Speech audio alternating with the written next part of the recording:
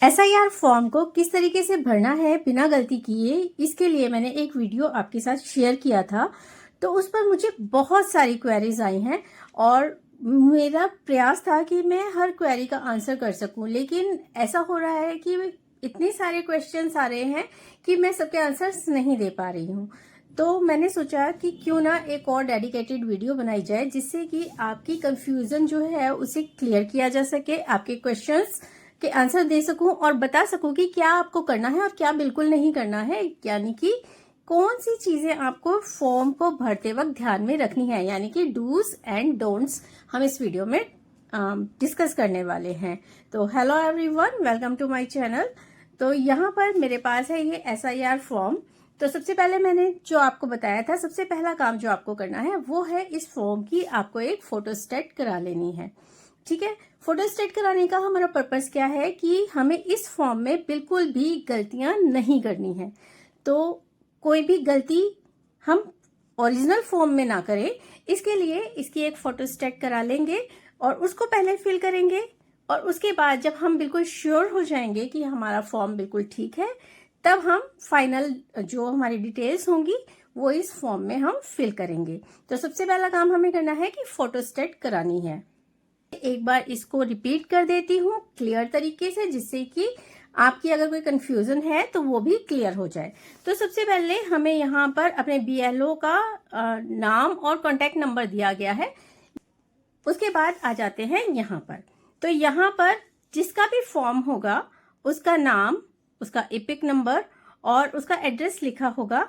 अब क्योंकि ये दिल्ली का फॉर्म है तो यहाँ पर दिल्ली लिखा हुआ है। उसके बाद इस सेकंड कॉलम में जब हम देखते हैं तो यहाँ पर हमें दिखता है serial number, part number, name, AC या पीसी यानी कि लोकसभा या विधानसभा का नाम और नंबर। तो ये सब चीजें हमें यहाँ पर जो लिखी हुई मिल रही है ये हमारी करंट डिटेल्स हैं, जो कि अभी के वक्त चालू हैं। तो हमारी पुरानी फोटो है और हमें यहाँ पर एक करंट फोटो पेस्ट करनी है, यानी कि आपको अभी की कोई फोटो क्लिक करानी है और उसको यहाँ पर पेस्ट करना है। उसके लिए आपको कलर्ड पिक्चर क्लिक करानी है, जो कि पासपोर्ट साइज फोटो होती है, वो यहाँ लगानी है आपने। अब इतना हो जाने के बाद आपको सबसे पहले कंफ्यूजन अगर हो रही है फॉर्म भरते वक्त, तो आप ऐसा कीजिए कि जिसका ये फॉर्म है, जो नाम यहाँ पर लिखा गया है, उनकी ही इंफॉर्मेशन हमें यहाँ पर देनी है। ठीक है, तो यहाँ पर जो इंफॉर्मेशन देनी है वो देनी है डेट ऑफ बर्थ। तो यहाँ पर अपनी डेट, मंथ और ईयर पूरा पूरा लिखना है आपको। हर कॉलम में एक एक नंबर डालते जाना है और आपकी डेट ऑफ बर्थ को यहाँ पर फिल करना है। उसके बाद आपका आधार नंबर देना है। आधार नंबर अगर आप नहीं देना चाहते हैं तो वो ऑप्शनल है, आपको देना चाहिए। अगर आप नहीं देना चाहते हैं तो आपकी इच्छा है, आप दें या नहीं दें। उसके बाद है मोबाइल नंबर। मोबाइल नंबर देना इंपॉर्टेंट है, जरूरी है, ये आपको देना है। जो आपका करंट मोबाइल नंबर है वही आपको यहाँ पर फिल करना है। उसके बाद है फादर्स नेम या गार्जियन नेम। तो यहाँ पर बहुत सारे लोगों को कंफ्यूजन हो रही है कि यहाँ पर काफी लोग ऐसे हैं जिन्होंने क्वेरी में मुझसे पूछा है कि हमारे फादर जो हैं वो अब इस दुनिया में नहीं है, या फिर मदर हैं वो इस दुनिया में नहीं है। तो उस चीज का आपको कुछ नहीं करना है, बल्कि भले ही वो हो या ना हो, लेकिन उनका नाम आपको जरूर देना है। तो फादर है या नहीं है, आपको उनका नाम यहाँ पर देना है। मदर है या नहीं है, आपको उनका नाम यहाँ पर देना ही है। ठीक है, तो यहाँ पर आपको कंफ्यूज नहीं होना है। यहाँ पर आपको अपने फादर और मदर का नेम फिल करना है।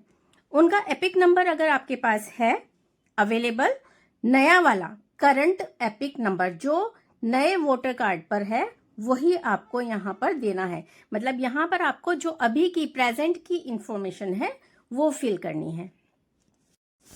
उसके बाद आ जाते हैं स्पाउस नेम पर। तो स्पाउस नेम यानी कि जीवन साथी का नाम, स्पाउस का नाम है वो हमें यहाँ पर मेंशन करना है। अगर आप पुरुष हैं तो अपनी पत्नी का नाम मेंशन कर दीजिए। अगर आप महिला हैं तो अपनी पति का नाम यहाँ पर मेंशन करना है और उनका एपिक नंबर दे देना है। तो इस ठीक है, यहाँ तक की करंट इंफॉर्मेशन हमें भरनी है। उसके बाद आ जाते हैं मेन कंफ्यूजन वाले पार्ट पर। तो इसके 3 पार्ट हैं। एक है लेफ्ट हैंड साइड का ये कॉलम, एक है राइट हैंड साइड का ये कॉलम और एक है ये कॉलम। तो ये कॉलम हमने डिस्कस कर लिया, इसमें करंट डिटेल्स आएंगी आपकी। अब आ जाते हैं यहाँ पर, ये है जहाँ पर हमें लास्ट SIR, यहाँ पर स्पेशली मेंशन है लास्ट SIR जो है उसकी डिटेल्स फिल करनी है। दोनों कॉलम 2002-2003 की जो SIR है उसके अकॉर्डिंग फिल करने हैं। तो ये किसको भरना है और ये किसको भरना है उसके बारे में देख लेते हैं। तो जैसे यहाँ पर जो नाम हमने देखा था, तो जिसका ये फॉर्म है उस इंसान को, उस व्यक्ति को अपना नाम 2002 की लिस्ट में चेक करना है। तो अगर वो 2002 की लिस्ट में जो लास्ट SIR की लिस्ट है उसमें उनका नाम है, तब हमें ये वाला कॉलम फिल करना है। और इसमें हमें 2002 की जो लिस्ट है उसमें जो भी डिटेल्स आपकी दी गई हैं वही फिल करनी है। ठीक है, तो जैसे कि मान लीजिए ये फॉर्म जिसका है, यहाँ पर जिसका भी नाम दिया गया है, उन्होंने यहाँ पर अपना नाम लिखना है सबसे पहले कॉलम में। उसके बाद उसी लिस्ट के अंदर जो एपिक नंबर होगा, जो एपिक नंबर उस लिस्ट के अंदर दिया होगा वही आपको लिखना है। करंट वाला एपिक नंबर आपको यहाँ पर नहीं फिल करना है। तो ये आपको बिल्कुल ध्यान से करना है। सेकंड चीज जो ध्यान रखनी है, इन वाले कॉलम्स में आपको 2002-2003 की डिटेल्स ही फिल करनी है, कुछ भी गलत इसमें नहीं करना है। जो भी आपकी डिटेल्स है उसमें अपनी मर्जी से आप कोई चेंजेस नहीं कर सकते हैं। अगर आपको कोई डाउट होता है आप उस कॉलम को खाली छोड़ लीजिए। जब आपके BLO आपके पास आएंगे फॉर्म कलेक्ट करने के लिए, उस वक्त उनसे कंफर्म कीजिए कि आपको क्या डिटेल फिल करनी है, उसके बाद ही इसको फिल कीजिए अगर आप कंफ्यूज हैं तो। लेकिन यहाँ पर आपको 2002-2003 की जो भी SIR की लिस्ट में इंफॉर्मेशन दी गई है वही फिल करनी है। ठीक है, तो इसमें कंफ्यूज नहीं होना है। इसमें हमें पुरानी डिटेल्स ही फिल करनी है जो हमारी लिस्ट में हमारे नाम के साथ दी गई होंगी। तो अगर आपका नाम पहले की लिस्ट में है तो ये आपकी सेल्फ मैपिंग होगी। तो सबसे पहले अपना नाम लिख देंगे, उसके बाद एपिक नंबर जो कि उसी लिस्ट में सामने मेंशन होगा।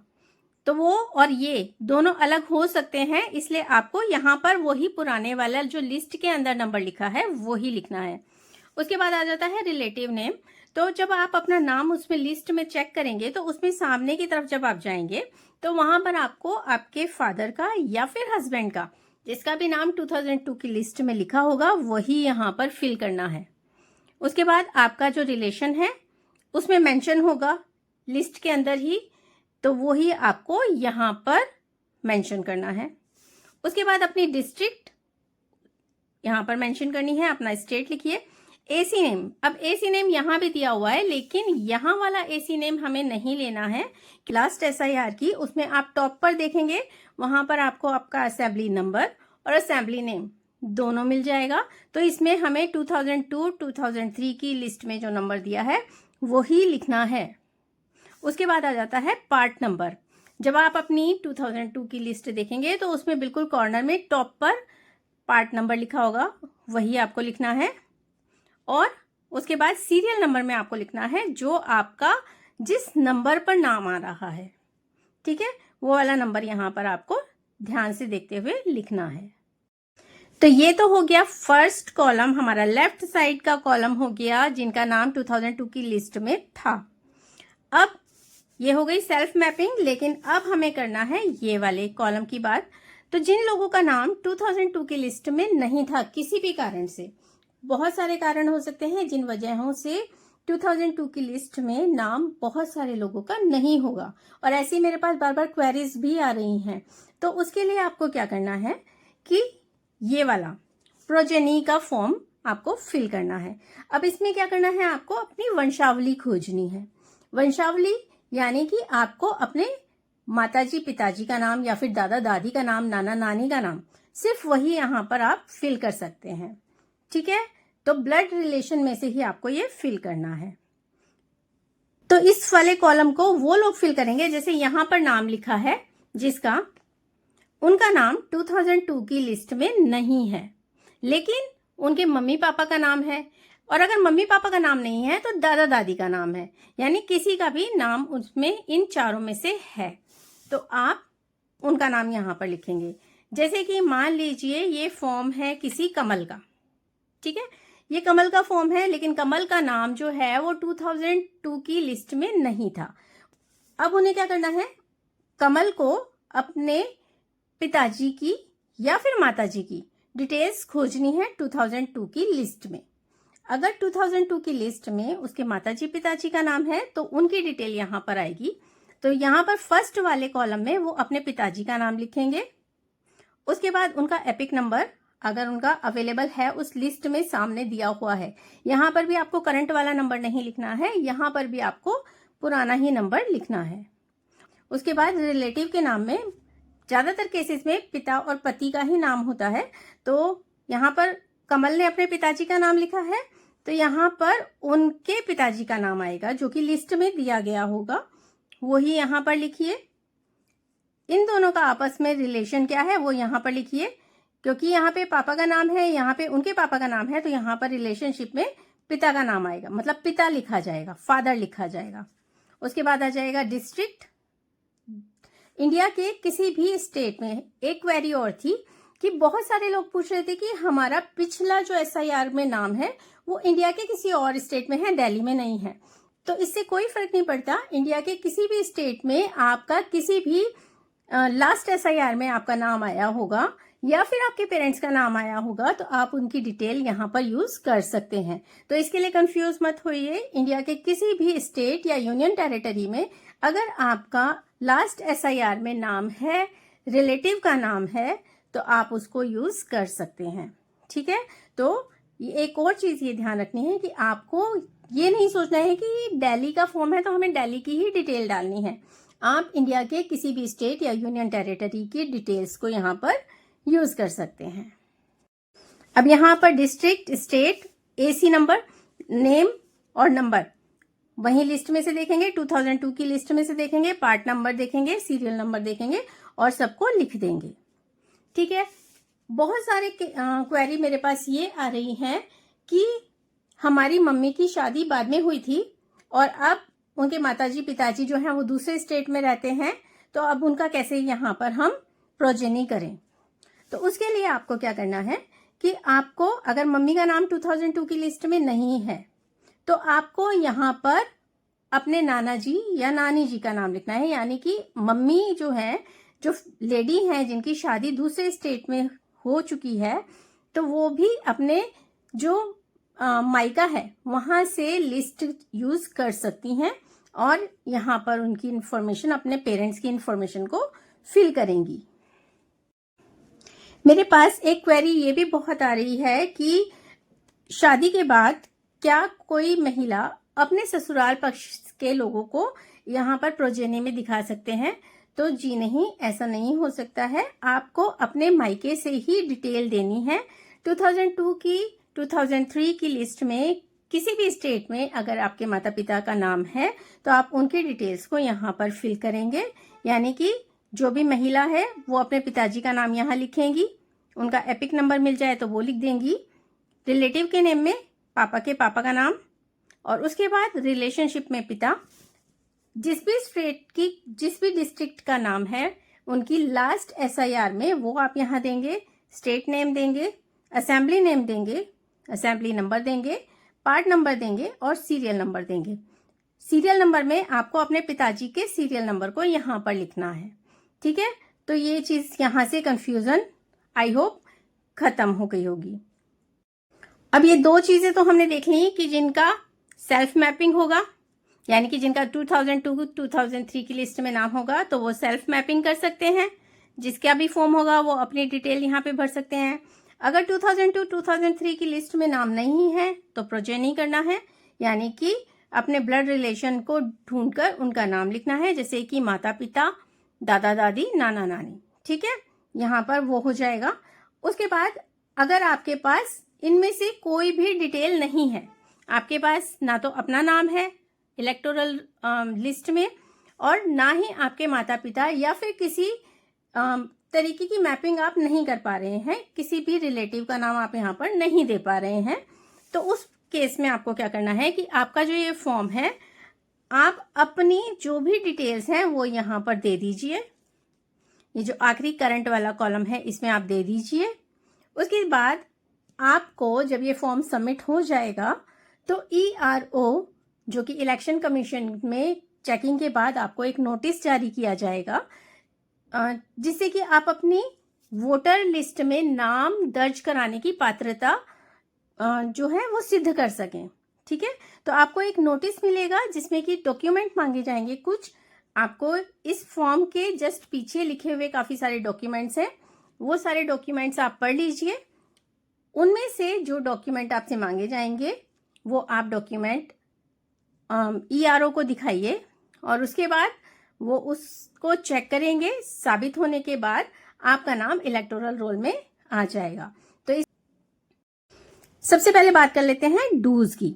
तो आपको पहले तो अपनी लिस्ट चेक करनी है। आपका नाम है तो आपको इधर का कॉलम भरना है, कोई गलती नहीं करनी है, बहुत ध्यान से फॉर्म भरना है।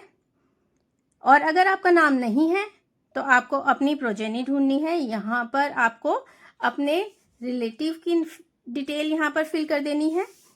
अगर आपके पास ये दोनों ही नहीं है तो भी इस वाले कॉलम में आपको करंट डिटेल्स देनी है अपनी, जो आज की डेट में आपके चालू एपिक नंबर है वही यहाँ पर देने हैं।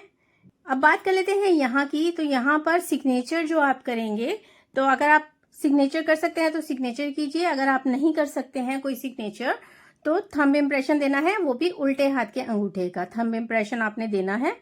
और अगर आपके घर का कोई मेंबर बाहर गया हुआ है जो कि फॉर्म भरते वक्त यहाँ पर साइन करने के लिए अवेलेबल नहीं हो सकता है, तो आप उसका फॉर्म तो फिल कर सकते हैं, उसके जगह पर आप साइन भी कर सकते हैं। लेकिन इसमें एक शर्त है कि आप घर के मतलब वयस्क मेंबर होने चाहिए। वयस्क का मतलब होता है 18 ईयर्स से आपकी एज ज्यादा होनी चाहिए, तभी आप यहाँ पर साइन कर सकते हैं। उसके बाद यहाँ पर आप अपना रिलेशन भी मेंशन करेंगे। अगर आप किसी और के बिहाफ पर साइन कर रहे हैं तो आपको अपना रिलेशन भी यहाँ पर मेंशन करना होगा और डेट डालनी है। तो इस तरीके से इस फॉर्म को पूरा फिल करेंगे। तो आशा करती हूँ कि आपको जो भी सवाल इस फॉर्म से रिलेटेड थे उन सभी के जवाब मैं यहाँ पर दे चुकी हूँ। और लिस्ट को किस तरीके से डाउनलोड करना है, लास्ट SIR की लिस्ट को किस तरीके से आप डाउनलोड कर सकते हैं, कैसे चेक कर सकते हैं, उसकी वीडियो मैं चैनल पर डाल चुकी हूँ, आप जाकर वो देख सकते हैं। और अगर अभी भी आपके पास कुछ सवाल हैं तो आप कमेंट बॉक्स में कमेंट कर दीजिए, मैं उनके जवाब देने की कोशिश करूँगी। और मिलते हैं किसी और वीडियो में किसी नए टॉपिक के साथ। तब तक के लिए bye bye. Thank you so much for watching.